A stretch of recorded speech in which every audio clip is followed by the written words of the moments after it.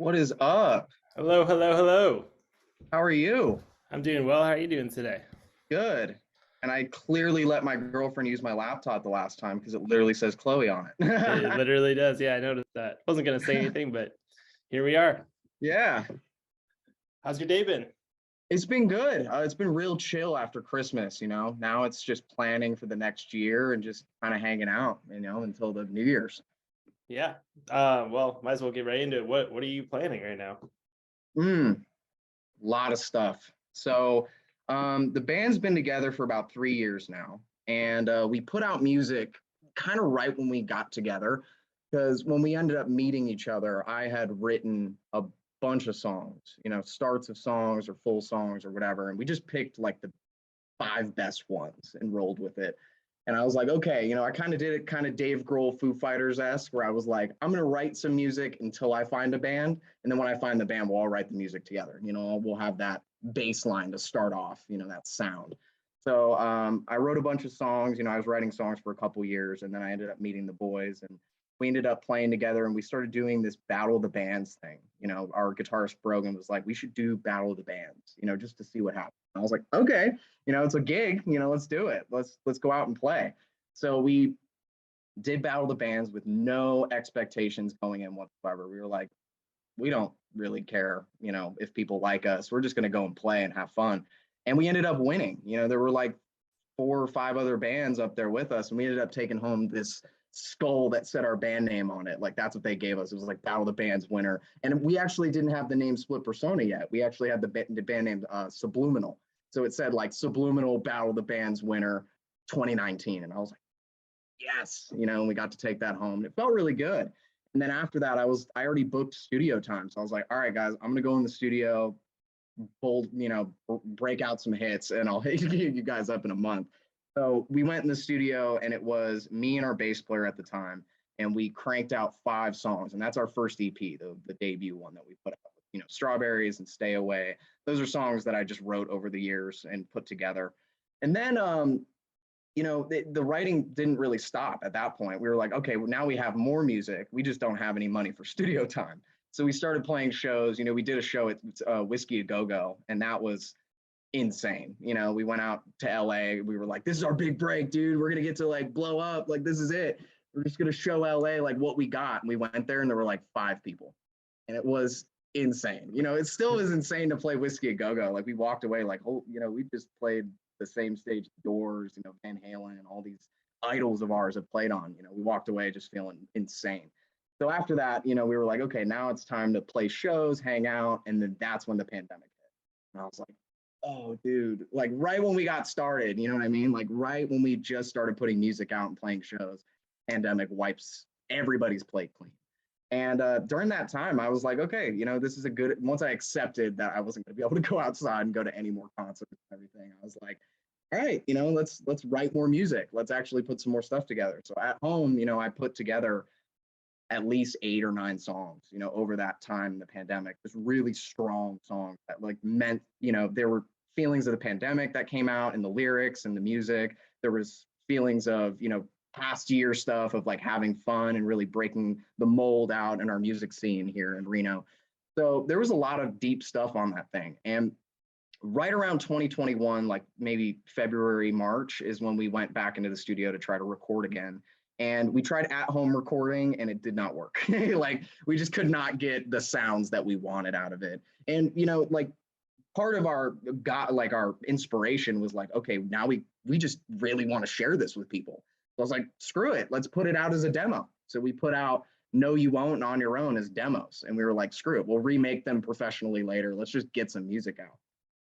And then after that point, there was a lot of growing pains in the band. Our drummer ended up getting a full-time job. He wasn't able to work with us anymore. We ended up picking up Mike, our current drummer. And I actually played in a band with him before Split Persona. And that's kind of how I met him. Who are all the current members of the band? So we got Brogan Kelly on lead guitar and backing vocals. We got Jacob Rubin, and I love saying his name because I always call him Reuben Sandwich because it's a Reuben, Yeah. So we got Jacob Rubin. He plays bass, and he joined in last year when our bass player actually ended up moving to Texas. And then we have Mike on drums, Mike Patterson. He's stone cold killer, dude. He's crazy. And what about you? I'm Zander Hoschak, and I'm lead vocals and rhythm guitar of the band. Nice. Yeah. Feel free to continue. So you got the band together. That's the current lineup. Yeah, we finally got that lineup where everybody was like, okay, we all have full-time jobs, but we're all doing it. Like, we're all going to be here. This is our dream. Let's do it. And I was like, all right, cool. And that was in December of 2021, after that whole year kind of went through. And then an opportunity kind of rose to the work right to my doorstep, which was about in I think 2016. I went and saw Three Doors Down here in Reno, and I had an amazing time. I was in the back. Me and my dad just went. We got like really cheap seats in the back, and it was my idea actually. I saw a bunch of open seats up by the front, and I was like, let's go steal them. Like, let's go get those seats. We've been sitting here for 30 minutes. There's 30 minutes left of the show. Let's go take those seats. We sneak up to the front, like one person at a time, and sit down. And we're front row at Three Doors Down at this point. We're right in front of guitarist Chet Roberts. And he's ripping. I'm 13 years old. I don't know what's going on. I'm just watching and like having my face be melted by Three Doors Down. And he kind of picked up on like me kind of watching him the entire time, like what he was doing. Because before I, started writing music and singing, I was in a band as a lead guitar player. My biggest inspiration for guitar was Van Halen. I was like, watching him shred, I'm like, I need to learn how to do that and all this kind of stuff. And I'm watching him play on this giant Les Paul. And after the show, he kind of goes side stage and he pulls his armband off. And he was like, hey, man, do you want this? And I was like, yes. I got up and went up and talked to him for a second. And he was super sweet. And I was like, I'm a guitar player too. I don't know what I'm doing. He was like, don't give up. Keep writing, start writing music, break out into the industry. Don't give up on your dream. I was like, and it floored me. This is the first person I've ever met, even in the industry, and it just blew my mind. I don't want to say blow me off. But so a couple of years pass, and we're in the end of 2021, and Three Doors Down comes back to Reno. And my dad, my dad is a trooper dude. He's our dadager. He tries to get us as many opportunities as he can. So he texts Chet Roberts on like Messenger. He's like, hey man, I don't know if you remember my son from 4 years ago, but he's got this band now. Here's his EP. And he actually replied. And he was like, I really like this music. Would you guys be down to meet before the show?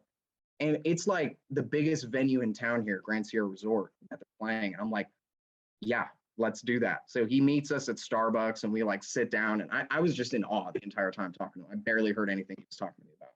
So I was just like, I can't believe that this is actually happening.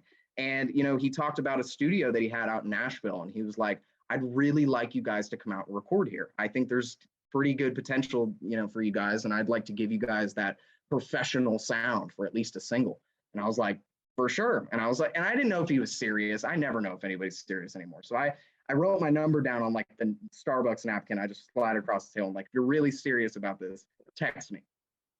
He gets us free tickets to the show, and they're really, really good seats. We go out and we watch the show. I'm watching, and my dad didn't tell me. He slipped him a T-shirt of ours right as we walked away. He was like, hey man, don't forget us. Here's some swag, whatever. So he takes the shirt and he comes out on stage wearing it. And I'm like, this is not happening. Like at this point, I felt like I was dreaming all day. And at this point, I'm in a dream, like he's wearing Split Persona shirt on stage. And I'm like, what is happening? And after the show, give it like 30 minutes after I get home, I get a text from him. Hey man, it's Chet. I was wondering, if you'd send me any demos of stuff that you're looking to record for Nashville. Like, let's make this official. And I was like, still, crazed. Yeah, like it's insane. What'd you record? We text back and forth. We recorded in December. So, this happened in August, and me and him text back and forth for a good month. And I'm sending him all of these demos that I've been coming up with over time, and Brogan's been coming up with. Me and him kind of trade off when it comes to writing. Sometimes I'll put together a composition and then he'll just lay his like salt and pepper over top of his lead guitar stuff, and Mike will throw the right drum parts in, like Dave Grohl or Jason Bonham or something. Or I meant to say John Bonham, but Jason Bonham's great too. Yeah. But yeah, it's like a piece of the puzzle. Everybody kind of brings something to the table. Even if I show up with the meat and potatoes, everybody brings the salt and the seasoning and whatever. So I kind of sent him just a bunch of modge podge of different things, and he ended up picking I Need More. He really liked the disco kind of esque vibe that I was getting to it. And we actually wrote it, we didn't write the whole song, but we wrote the composition of it back in January of 2021. So, this song had been sitting on the shelf for a whole year, and then finally it gets picked out for release. And it was right around the time that Foo Fighters put out Medicine at Midnight. And that album, I love the disco, like cowbells and all the percussion and the backing vocalists. And I was like, this, and Brogan presented the riff to me like it was going to be a super hard, heavy hitting rock song. And it ended up becoming that. But my vision for it was like disco dance, like let's party, let's hang out. So I put all these percussion, caught Chet's attention. He was like, I really like the cowbells and stuff. Let's record this one. And I was like, okay. And, we flew out on Christmas last year, like we flew out to Nashville on Christmas, and we get into Nashville and we're staying with some of my family out there. Cause I'm originally from Florida. I was born out there, and my grandma migrated up to Nashville and she was living there for a while. So we stayed with her, and we recorded for 2 days to get that song done. And there were so many moments recording that song that were just so significant. I mean, recording, it was in a house too, it was in this barn. I have pictures and videos and all kinds of stuff, but it was in this barn. And last minute, maybe like a week or two before, Chet hits me up and he's like, hey, would you mind if Greg Upchurch played drums on it? And I was like, you mean the drummer of Three Doors Down? Like, you want to get him to play? He likes the song. And he was like, yeah, he really, really wants to play drums on it. And we get in the studio and me and Mike wrote these like double bass parts for it and all this kind of stuff. And Greg comes and sits down and he goes, is that double bass? And Mike goes, yeah. And he goes, I don't need it. And he just goes into the studio and just cranks out his own version of it. That was just insane. And even Mike was getting nervous. He was like, I don't know how I'm going to learn this drum parts when we get home. And he ended up, learning them amazingly, of course. But yeah, that was an incredible experience. And then we get home and instantly I'm like, well, we just did something I don't think anybody else in Reno's done. We just collaborated with someone insanely huge. This is insane. So we were like, let's go on tour. Fuck it. Let's go on tour. Let's go do stuff. So we pack all of our stuff into Mike's car and we rent a trailer, and we did like 4 dates. And one of them ended up being a live stream show, and that never ended up getting released because the footage was just lost or something like that. But still had a great time. And then I think we went all the way down to Palmdale, California, and then all the way back up. And one of the spots was actually Urbani's Cellar in Santa Cruz. And that venue, oh my God, dude, that's still my favorite venue out in Santa Cruz. We haven't played Catalyst, and I haven't been to the Catalyst. Mike has, but the Urbani's Cellar is just such a vibe in there, all the clouds and all the cool stuff. And it's pretty heartbreaking to find out recently that they, ran out of, they went bankrupt or something like that. And they ended up, looking like they're going to close. And I saw you interviewed Hunter from Trestles recently, and that's a band I recently fell in love with. And they're great. I love Trestles, and I've been listening to them for a while now. And I saw that they put on their like Saber Bonnie show, and it was with like Mom Cars and Charity Kiss and them. And it was like, wow, dude, it just kind of reignites my humanity aspect, knowing that people still want to do stuff like that. Musicians still want to raise money for people and help out venues, because everybody's connected in the industry. And I think that's something that, people just don't really understand, is that for musicians to play, you need a venue. And for venues to make money, you need the musicians. And if you don't have either, like when we were in the pandemic, that's when everybody kind of starts to run out of money. So it's good to know that there's musicians out there, especially local musicians, that want to help out and still raise money for, different venues such as Urbani's Cellar. There's one in town that ended up closing a while ago called Jub Jubs. And just nobody really did anything. It was in the pandemic, and nobody could play or do anything. And I think there's still hope that people could, do a concert like that, reopen that kind of stuff. So it kind of blew my mind to see that kind of stuff and see the crowd too. That sold out crowd, insane. Yeah.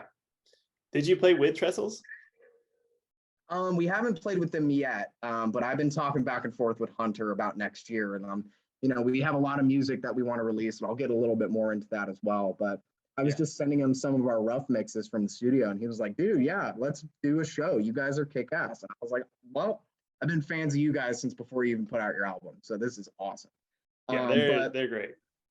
Yeah, it was pretty surprising to me, especially when I would listen to the song in my car or like on my headphones, and I'd be like, I feel like the mix isn't right, or I feel like the mastering's not right. I feel like this should be louder. I feel like, and also I was 16 or 17 when I tracked the vocals. My balls hadn't dropped yet. So I'm like, dude, my voice sounds way too tiny. Like I sound like a child.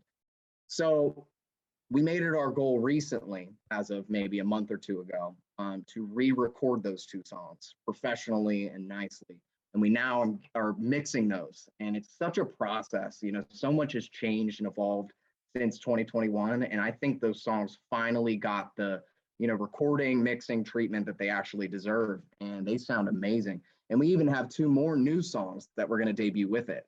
So there's a lot of cool stuff. But before that, before we even considered recording again, our biggest idea was, oh my God, for us to get our name out there, we need to play.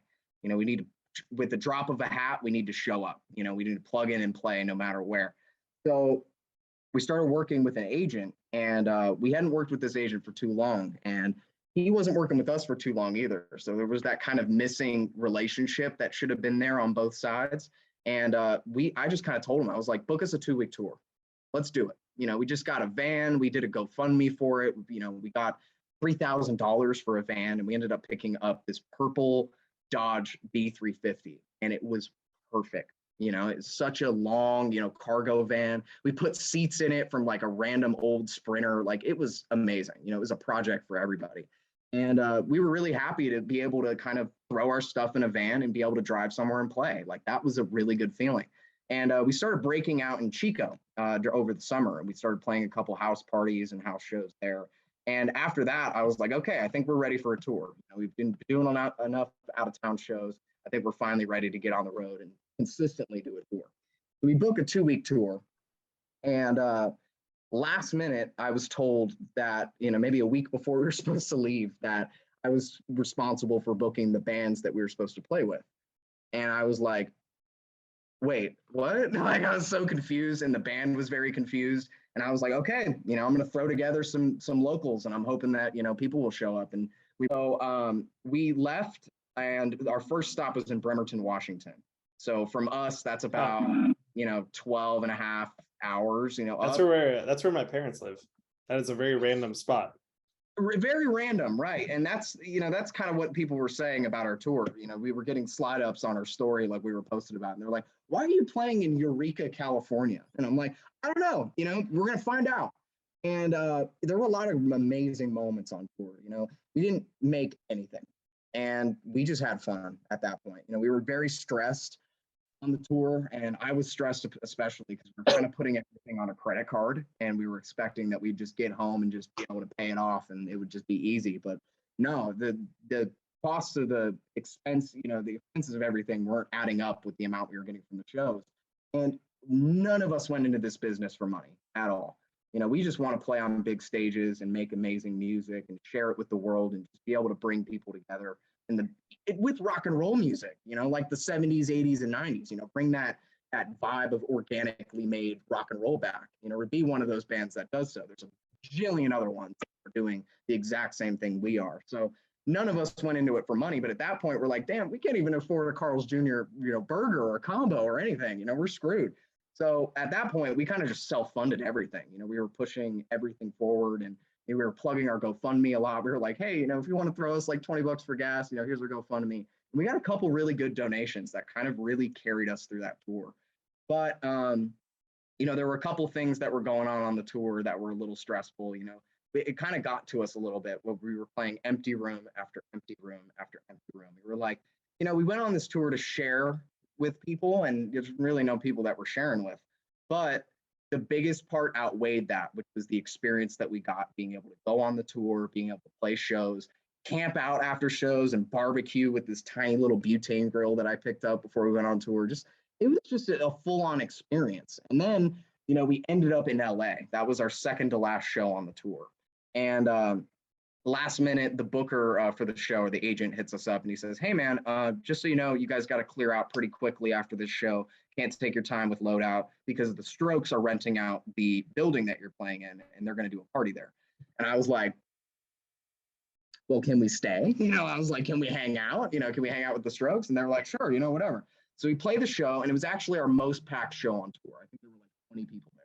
And it was insane. It was awesome. And it was so Genghis Cohen is such a small little stage. It's a lot bigger than you would think, but it's small and it fit everybody perfectly. And I think with the background, it kind of looks like if you ever watched the Earthquake music video from Tyler the Creator, where he has all that like streamers behind him. That's kind of how the venue looks, and I think that's really cool. And plus, it's Chinese takeout restaurant on one side, rock music venue on the other. I think that's incredible. So we played a show and then load all of our stuff out into the van, and we actually ended up picking up the band The Drive to come on tour with us, and they're out of Pasadena, California. And they're an amazing pop rock duo. And last minute hit us up. They were like, we'll do all the dates. We'll come on. We'll do the whole tour with you. And we were like, done. Come on, let's do it. So they were amazing dudes and they're amazing musicians. I mean, Dan, the keyboardist and singer, he's vocally trained. And I called him out for it. I was like, are you vocally trained? You sound too good not be. And he was like, yeah, I am. But they, just two people, they make a lot of noise for a, pop rock kind of weekend-esque, duo. And they played there with us, and that was the second to last show on the tour with us. And after the show, we ended up just hanging out with them and hanging out at Genghis Cohen. I feel like I bumped shoulders with the drummer of the Strokes, but never fully introduced myself to any of them. I was way too nervous. So we ended up just hanging out for the rest of the night. And everybody has kind of been trading off on the tour with driving. And it was finally Jacob's turn to drive. So, everybody's hanging out. Mike's having a few drinks. He's the only one that's 21 in the band. So he gets all these free drink tickets. So he's drinking and hanging out. And I'm hanging out with, Jacob and Brogan and talking to all these people. And then finally it's like, it's 2 a.m. Let's go home. We're at the Rainbow Bar and Grill eating pizza at 2 a.m. I'm like, finally, let's just go to our hotel room.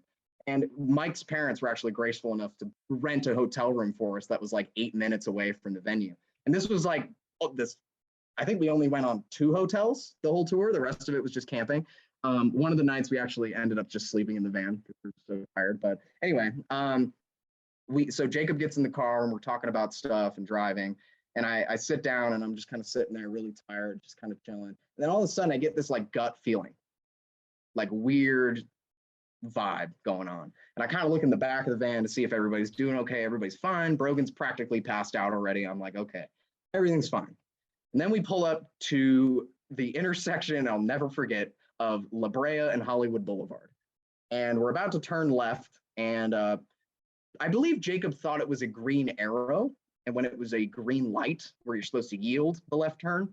So he just sent it. He had no idea. He thought it was a green arrow. He sent it. And there was a car coming probably 45 miles an hour, wiped us out instantly. They T-boned us on the back and we flew into another car and ended up just kind of resting on the curb after that. And my first reaction was, this was the first time it was like a dream, but this is not happening. Like this is crazy. This is a nightmare now. So we get out of the car and this dude's car that he hit us and he was totaled. The whole car was totaled. Thankfully, nobody got hurt. There was no injuries. Everybody was fine. But the van was also totaled. The car that we ended up hitting wasn't fully totaled. It was like the side of his truck was super scratched up and whatnot. But yeah, it was very bad. And after that happened, I pretty much shut down. I was like, the whole tour, the weight of everything that was going on, we're 8 hours from our house. I was just like, I'm done. And we just ended up sitting on the curb. I called AAA to come and get us at, 2 or 3 in the morning after this had happened. And they were like, we'll update you when we're going to be there. We'll be there by 5:30 in the morning. I was like, oh shit, we got to wait 3 hours. That sucks, but at least they'll be here. It ended up being 8.5 hours that we sat on the side of the street. And we ended up actually sleeping in the van, which, by the way, the doors were bent inward. So we had to like kick open the doors just to be able to shut them. And we bungeed them shut. And we just kind of slept on the side of the road. And I never forget that Mike and Jacob were both wearing, and we did a show at a fashion store. And they ended up giving us a bunch of free clothes because they weren't able to pay us because we didn't sell any tickets, whatever. We're not a big band in Reading. So they just gave us some free clothes. And some of the clothes were some spandex. The lady working the store was like, you guys should wear spandex on stage like Motley Crue. That would be so cool. And we're all huge fans of Motley Crue. So we were like, heck yeah, man, let's do a spandex show. And I didn't end up wearing spandex on stage. I don't know why. I feel like my junk's out too much. So I was like, no thanks. I don't want everybody to see that. So Jacob and Mike, however, both wore their matching spandex on the Genghis Cohen show in LA. So after the accident, You can see it on our Instagram on the accident page that we had, or the little post that we did for the accident. You know, we had to announce to everybody we're canceling the rest of the tour and that we're going to have to go home and all this kind of stuff. And in the background of the picture, you could see Jacob in his striped black and red spandex, just like hanging out. And he just looks so like stylish.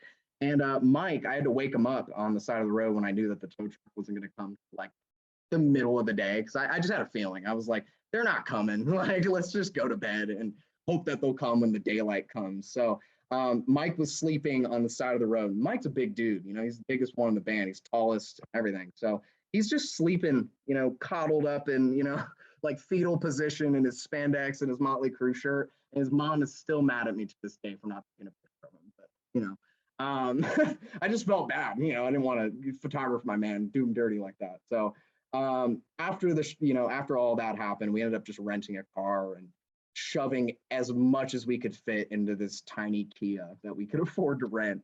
Yeah. And we drove home, and my parents actually saved our asses with this one. They ended up driving down. My dad had a truck and he rented a trailer, and he drove all the way down to where they towed it, which was in Bakersfield. And he took all of our gear out with my mom, threw it in a trailer, and then came home. And then they just left the van. And unfortunately, we couldn't afford to get it fixed. And we couldn't afford to get it home, especially after the tour. And, you know, everybody's already empty pockets. So we had to unfortunately sign it off with charity. And that was hurtful. You know, that was probably the most hurtful part of last year for me. It was looking at the title and transferring it over to the charity and sending it off to them. And I don't know if it was like a charity, you know, if it was a charity where it's like, we're feeding kids, sign it. But I know for a fact they couldn't do anything with it. That's what's on the phone. They were like, we're probably gonna end up scrapping it for like $500. And I was like, okay, you know, have fun with that.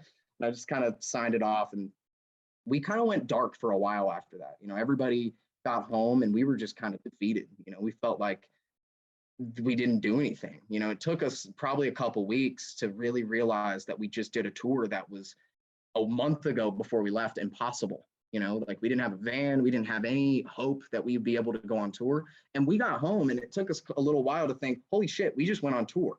You know, we've been a band for almost 2.5 years and we just did our first tour, and it ended the coolest way it possibly could have ended. You know, as much as it sucks that we lost our van, it's, you know, we're going to tell that story forever.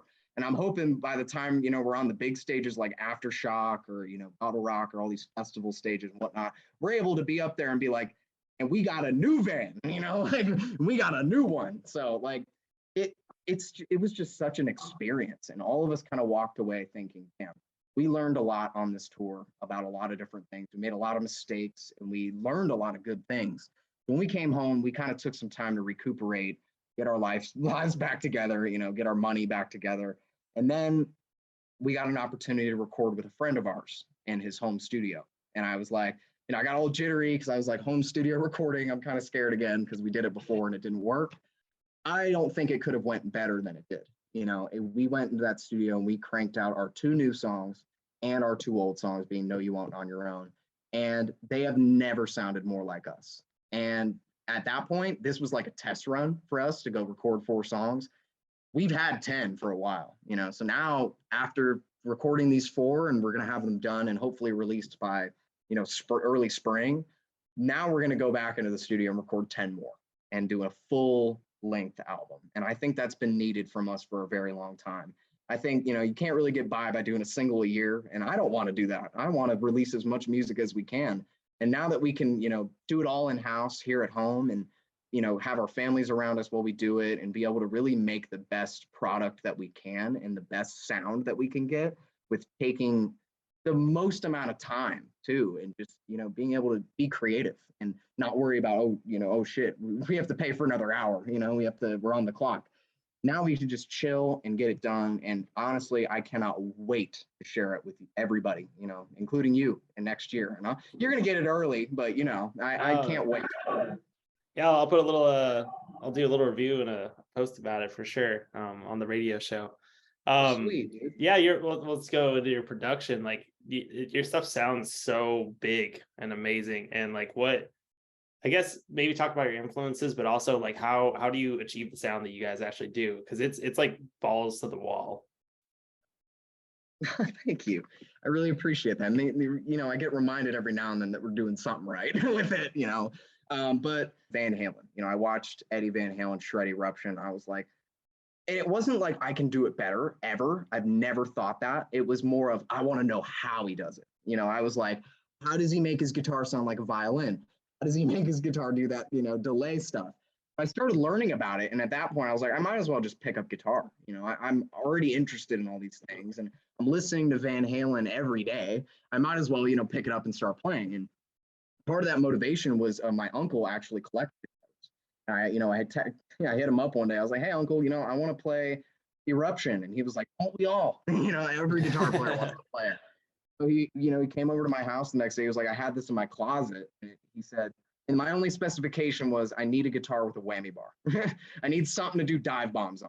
He brings over this Music Man, like starter guitar with a whammy bar tremolo. And I instantly fell in love. I sat there and I didn't want to take lessons because, when I started playing music, like third grade, and I started playing piano, and it almost felt like homework, to sit down with a, worksheet and work through every scale and every note. And there's a meaning in all that for sure, but I almost felt forced. My mom's paying for lessons. I just felt bad. So I stopped playing. And then, when I picked up guitar, it felt different. It felt like I could just learn anything. I could just go on YouTube and start learning. And when I went on YouTube the first time, I just started learning how to read tabs. And once I learned how to read tabs, I started playing. And I had no idea what I was playing.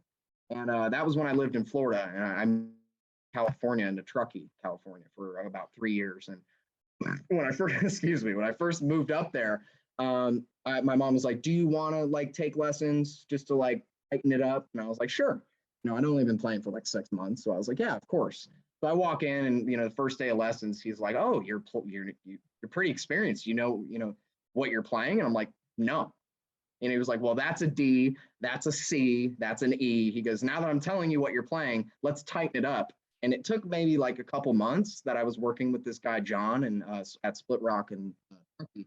And he was eventually like, dude, we're just jamming. I don't want you to pay for lessons anymore if you're just going to come here and jam with me.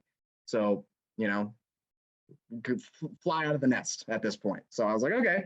So around that time is when I started getting into Foo Fighters. My parents were really big into Foo Fighters, my dad specifically, but my mom also loves them. But my dad was like, how old were you? I was 12 when I started playing, and this was probably around 13 when I got into Foo Fighters. Because I was in 7th grade when I was playing guitar and doing Van Halen stuff. And kind of around the 8th grade time was when I got into Foo Fighters. But my parents kind of just sat me down. They were like, do you want to watch a rock and roll movie? And I was like, yeah. And they were like, all right. So they put on Back and Forth by Foo Fighters.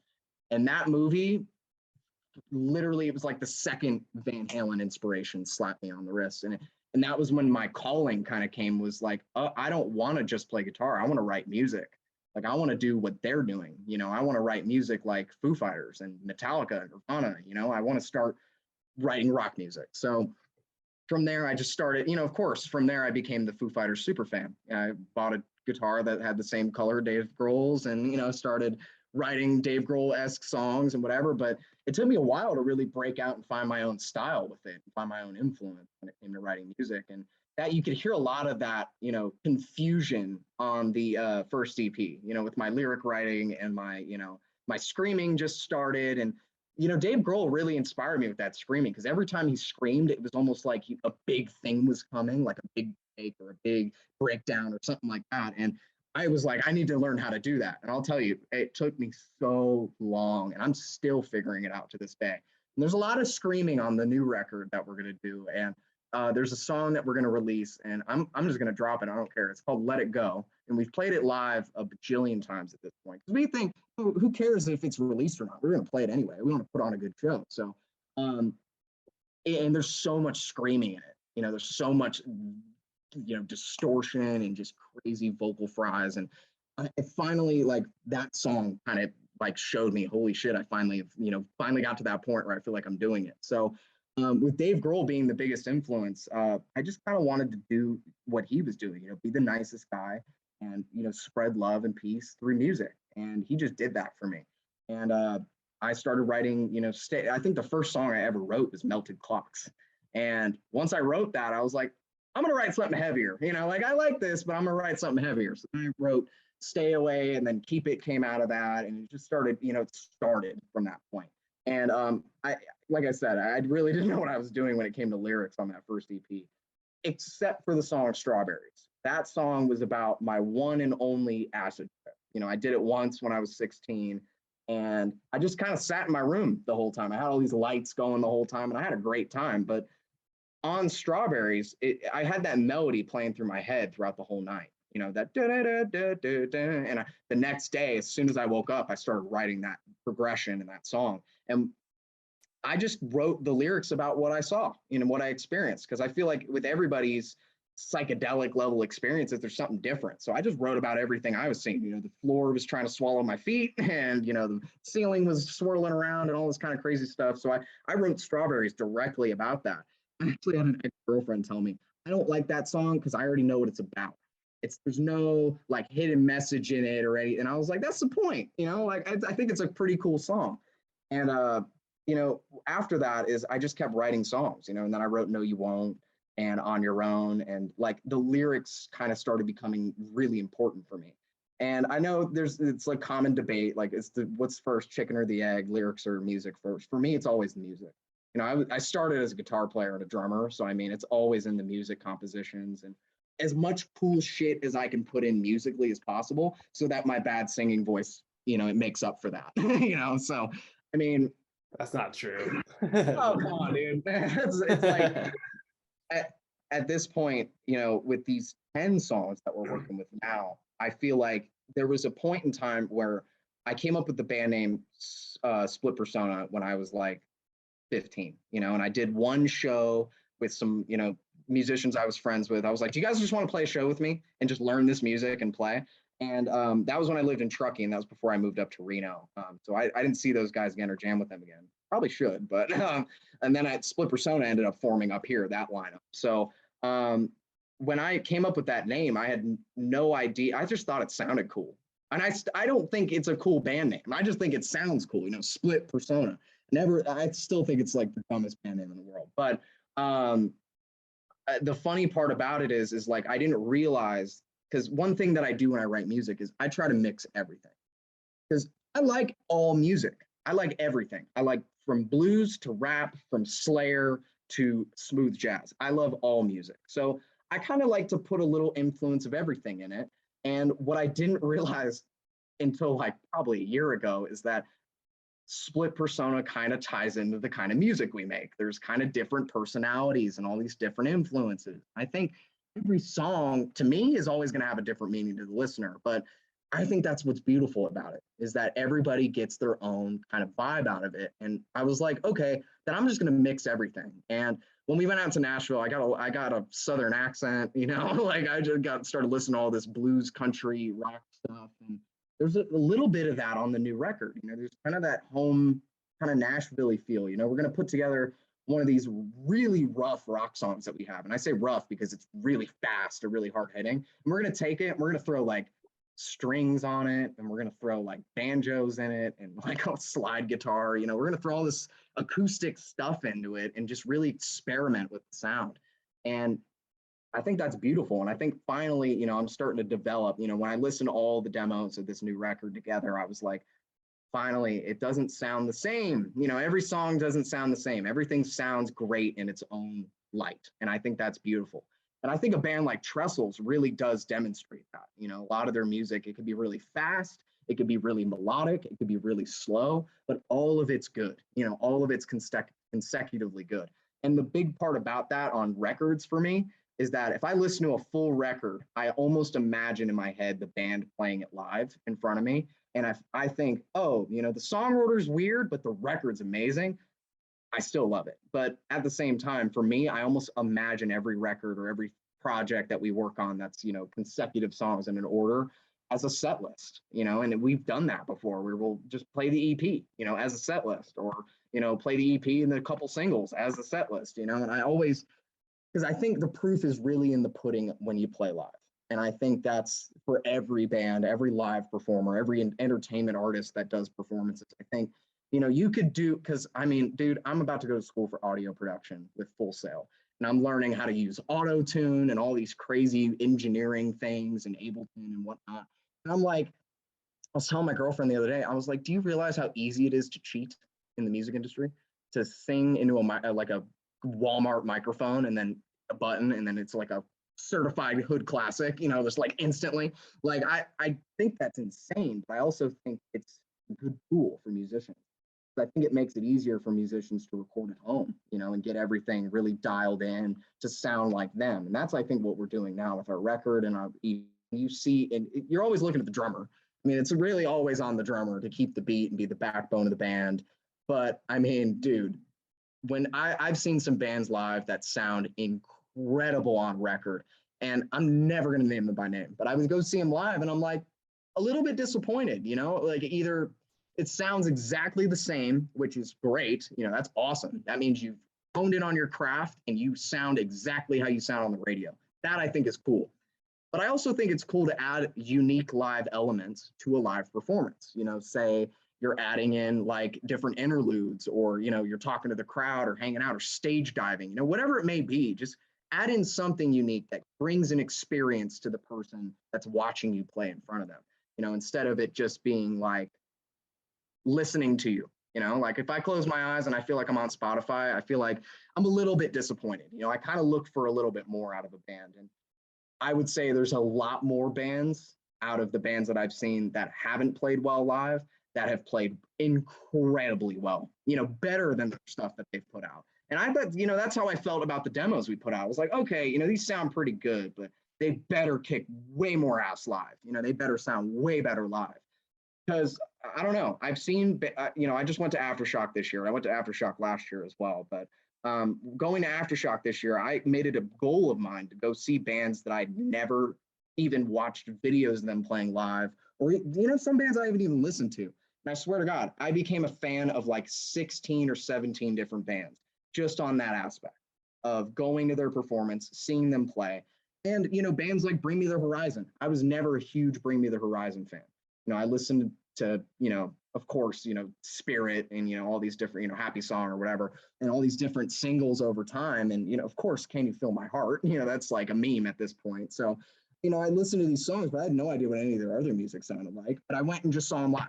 I was like, Bring Me the Horizon goes on in 15 minutes. You guys want to go see? And we made it a goal to go see them play. And Brogan knew more songs than me. He's behind me singing all the words and whatever. And I'm just in awe, being blown away.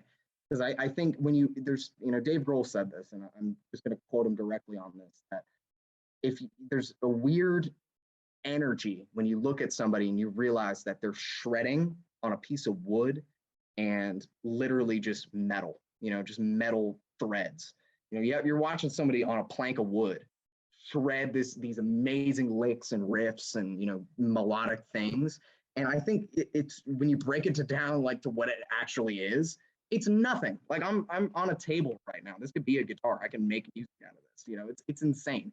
But yeah, I think the live element is so important for every band. And I think honestly, that's how bands make it.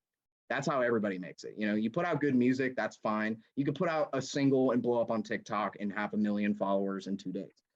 That's just how it works nowadays. But I feel like when you feel like you've earned it and you've cut your teeth, you've played all the shows, and you gain that organic audience, and it's even if it's one person by one person, that's beautiful to me. I think that's a lot better. But people get discovered. That's how it happens. It's not something anybody, including the musicians, can control at this point. I mean, you could pay to get on the Spotify playlist. You could pay to get your song on Times Square billboard, like we tried to do. It's not going to elevate your career anymore. It's just we're just happy, man. We just like making music and hanging out and playing live shows and just having fun. And I think that's the biggest element in it, is love and fun, Yeah. I mean, where did you, because you're going Full Sail, you were talking about that, or you're going to, are you going to go down to LA and do it? No, I think I'll probably end up staying online and just being able to do it on the side as like a little hobby. And my dad was in the military, so the VA kind of, threw forward my tuition and whatever. And I'm like, there's no reason I shouldn't go to school at this point. If the government paid for it and, my FAFSA went through and all this other stuff, I might as well do it. And they're going to offer a lot of pretty cool advice and a lot of pretty cool things. I'm really excited to start. So I'll have to give you an update on that when we start putting out music. When we get back on here again. I mean, your stuff sounds so good. Like I said earlier, like, what I found out in the last interview, I don't know if you listened to it, but Trestles did the same thing. They recorded it themselves. It's wild. And I was shocked insane as well. So, and it's cool. How old are you again? 19. Yeah. So you're the same age as Hunter. It's wild. And I mean, it just goes to show that's almost the way to do it. It really shows that you're passionate about what you're doing if you're going to take the time to actually record and not necessarily go into the studio all the time. Right. And it gets so expensive too. Like, yeah, might as well spend that money actually, like, I don't know, on gear that you can have and invest exactly and sell it if you need to or whatever. Yeah. What do you guys have lined up in the next like few months, 5 months? What's your plan for the summer, if anything? Well, I mean, that EP we just recorded, those 2 new songs, yeah. I really cannot wait to share them with everybody because, it's like I said earlier, it's one thing to hear a band play a song live. It's a whole nother ball game to hear it on a studio record. So we have these 2 songs, these 2 new ones. And when we were recording our record, home recording in 2021, one of those songs was on there, and that was Let It Go. We've had that song for a while. And still the hardest hitting breakdown that we have. It really smacks you back and forth the whole time. Devil just came out of me. Jesus, it's so crazy. I can't wait to watch that. But anyway, but this other one was written last summer, and it was kind of in May. We just got our van, and I just met my girlfriend, and I was kind of getting that, bubbly, kind of lovey kind of vibe. And we're playing these Chico house shows. And I'm like, we need to write something kind of fun, and I was listening to a lot of indie, rock music, kind of like Title Fight and, Turnstile. I was listening to all these different, I don't know if they're rock bands or indie rock bands. I don't know. I just like listening to music, but Title Fight being the biggest one. I was listening to a lot of them, and Mom Jeans. They're a band that either you love them or hate them. I love them. I think they're great. And the band and I think they're great, but I was just obsessed with all this, like, almost emo, like very melodic, but very happy sounding music, but still rock. So I ended up coming up with this chord progression that sounded really like, it almost sounded like flowers, to me, because I visualize everything when I hear it in music. It kind of sounded like flowers. I was like, this is like a really lovey song. I'm going to write a story about 2 people meeting at a concert, and, I'll just go from there. And the story ended up becoming 2 people that meet at a concert. They bang at the concert somewhere in the I don't know if it's in the crowd. I would hope it's not in the crowd. I'd hope it's in like a porta potty or something else. I don't know what people would rather have, but somewhere at the concert, because the chorus really hones in on that aspect of music talking the sound of what they were doing. So the band and I actually sat down together. I think it was me, Mike, and Jacob, and we wrote the lyrics for the chorus. Because I was like, all right, dudes, I got the first part, I got the verse, I got the pre-chorus. I kind of had that idea. I haven't written any lyrics yet, but I need your help with the chorus lyrics. Let's do it. And this is what I want to write it about. And let's workshop stuff. So we ended up coming up with the chorus that you'll hear in the song. I'll go ahead and send it to you. And hopefully by this point, we'll be getting it out hopefully on Valentine's Day. Of course it works. It's a song about 2 people meeting each other, whether it's a boy and a boy, a girl and a girl, a they, a them, and a they, them. I don't care. It's about 2 souls meeting each other and doing their thing. I'm not going to elaborate any further, but it made me so happy because we have a song that it's such a rock song. When you listen to it, it kind of starts very melodic, and then it just hits you in the face with the first chorus. And for the rest of the song, it just keeps building that energy until the end. And Brogan got to do such a ripping guitar trade off, kind of like his Ace Frehley style, Paul Stanley. Like, he does the first whole half of the solo, and then I cover like the last half with like this weird Eddie Van Halen tapping thing I was doing. Courtesy of his request, of course. He was like, do some tapping, do a tapping thing. I was like, okay. And I honestly think it's our most complete sounding song that we ever have, like we've ever had. I think I Need More sounds amazing, and I love that song. And there's so many parts of that song I like, but it was the result of going to Nashville and recording in a professional studio. But with this, it's in a garage. And, it's bringing me all the way back to the time I watched Back and Forth, and Dave Grohl was like, screw it. I'm not going to record another record at our studio. We're going to just take all of our studio and put it in my house and record and do all the drums in the garage. And that's what we ended up doing. We did our drums in a garage, and it sounds like that. And I think that's insane.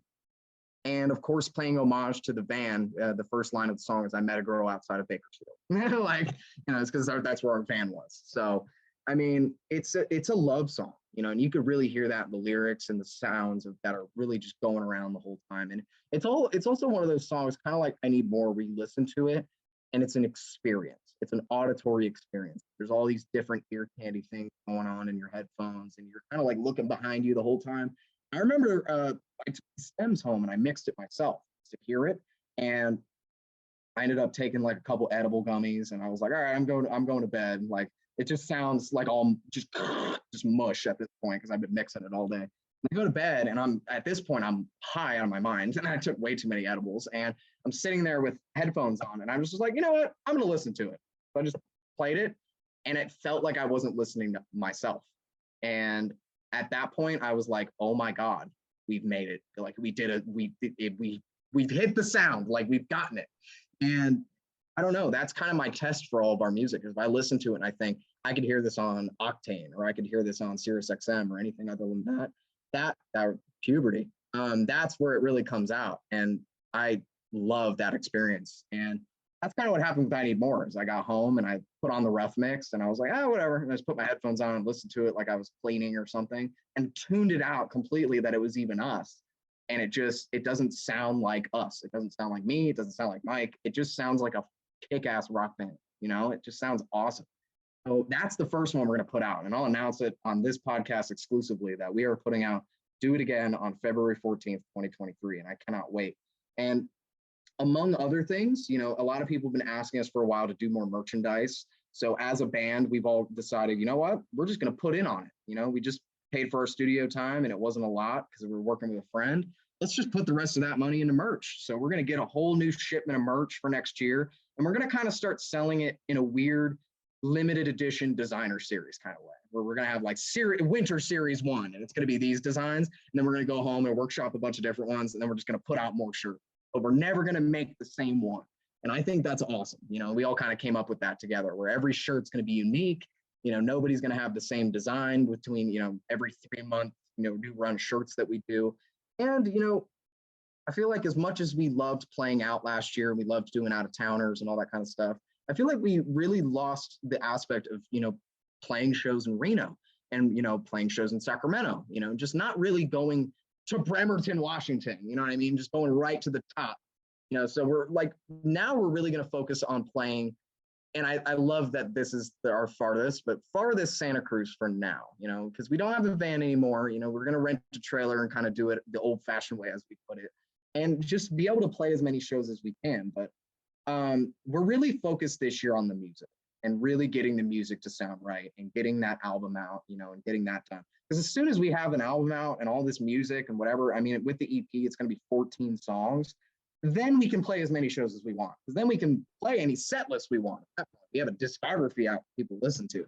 Just I feel like we don't have enough out right now that really shows the world what we're made of, whether it's musically or physically on live performance. So that's what I'm excited for. That music that we're going to record, and, playing more shows in Santa Cruz and San Francisco, just kind of keeping that bubble close for now until we, build the money up for getting another band. But yeah, that's kind of our plans for next year. Oh yeah. So I ask everybody this near the wrap up of the show, but what is your idea of success for yourself? That is an amazing question. I don't think I've ever been asked that on a podcast or interview. That's the first. So thank you. And I'm going to ask you the same thing after this. I'm going to give you, because I know you're in a band too, Zen. I was checking you guys out before this, and it's dope. So I guess I would say my idea of success, my dream ever since I started writing music, when I started playing music, my dream was to be in a Van Halen cover band and be the best Eddie Van Halen tribute guitar player that I could be.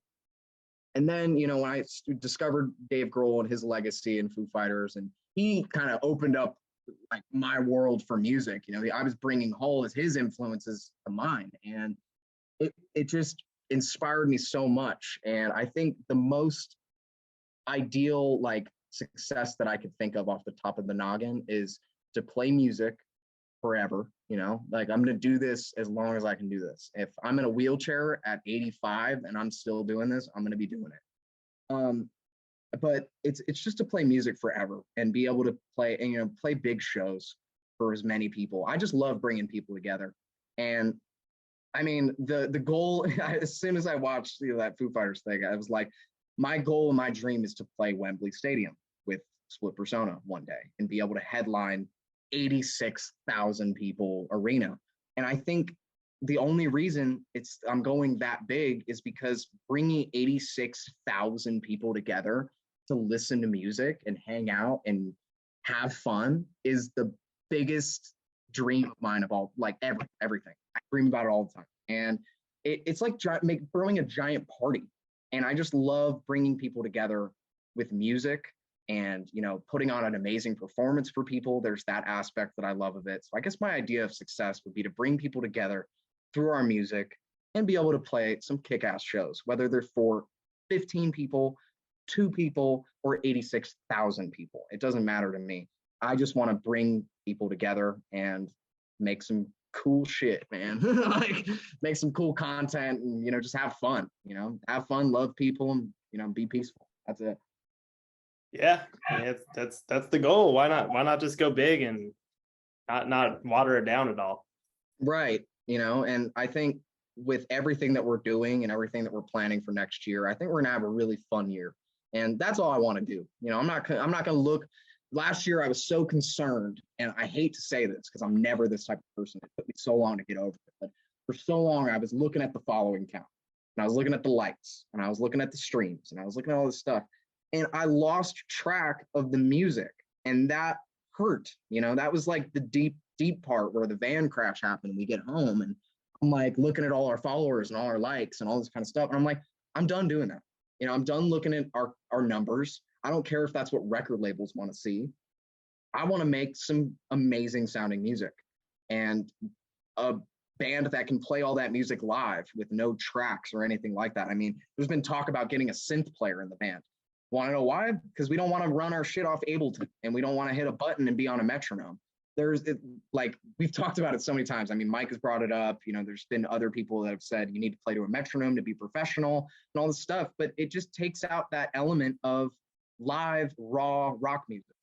And you know, like we wanted to do lights, and that we needed a metronome to run the light shows and whatever. And it's like, no, we'll just play music long enough that we eventually get a light guy to you know, do it, you know, whatever. You know, so we could just keep playing and having a good time. So, I mean, yeah, man, I think this year is going to be really fun. I think we're going to do a lot of fun stuff and just focusing on the music. You know, there's nothing else that we should be focused on besides music, loving each other, and having fun. You know, that's it. That's all it is. You know, just making music and being creative and just not getting pissed at each other when you sleep on each other in a van, you know, just that kind of stuff. And you smell like each other for 2 weeks. Yeah, totally. It's going to happen. Yeah. But I mean, if you guys are into it, like, I think in general, I'm built for touring. I've done a bit of it over my years, but that's why I'm moving to New York. Is like, I've been in this small town of Santa Cruz for the last 7 years. I did LA. I never really vibed with LA, San Diego. Yeah. But, you know, you're very, very lucky because back when I was 18, you know, the people I was playing with, they didn't have the same goals I did, even though the band was so good and taken off in San Diego. So just fucking run with it. Exactly. I mean, that's it. You just have fun and go with it, and don't try to predict anything that's going to happen. Try to predict, you know, what you think you can predict. If you look at a single and you think, dang, I think this will be pretty successful. That's the bottom line. That's it. Don't look at it and go, this is going to get 4 million streams. Like, no, dude, like, just, if you like it, then people are probably going to like it too, you know? And it took me a while to realize that. And I think it was Josh Homme of Queens of the Stone Age that said that. He was like, I'm just full of quotes today. He was just like, dude, I love listening to our, you know, Queens of the Stone Age. I love putting that on in the car. And I hate bands and musicians that go, you really listen to your own music? You know, you can, if I don't like it, why would anybody else? You know, like I listen to our music all the time, and it makes me really proud. You know, I'll listen to stuff from the EP and I'll think, damn, we've gone really far since then. We've done a lot of stuff. I did a post the other day on our Instagram of a picture of us right before our first like 4-day tour. And we looked like so excited and whatever. And then like that whole year came after that, you know, that was February all the way to now. So, I mean, it's all about having fun and making great music and just being creative. You know, I just love being creative, dude. For whether it's music or not, I just love making stuff. You know. Hell yeah. Well, I think we're wrapping up here at the end, but what do you have to say to the folks? I mean, you've mentioned a few things coming up, some, you know, EP coming out, and eventually you'll get back on the road, but yeah, an album, and anything else that you kind of want to mention or just say to the people who are listening? Split Persona is a rock band out of Reno, Nevada, and we'll be everywhere. That's it. I mean, we're going to be everywhere. We're just going to drive everywhere. I mean, if you want us at your birthday party, hit us up and we'll do it. If you want us to play a retirement home, hit us up and we'll do it. We'll bring acoustics, like we'll do it. So if you know, Split Persona everywhere, you know, that's going to be 2023. We're just going to try to push ourselves out there as much as possible. So I'm excited. And follow Zen Perry because he's a kick-ass interviewer and he's awesome in his music and his band. Thank you so much. Well, I'm going to stop recording now. You stay on the line, but yeah, thanks for everybody for listening. I mean, I believe you guys have everything it takes to take off. You and Split Persona. Zander, thank you so much for your time. Of course. All right.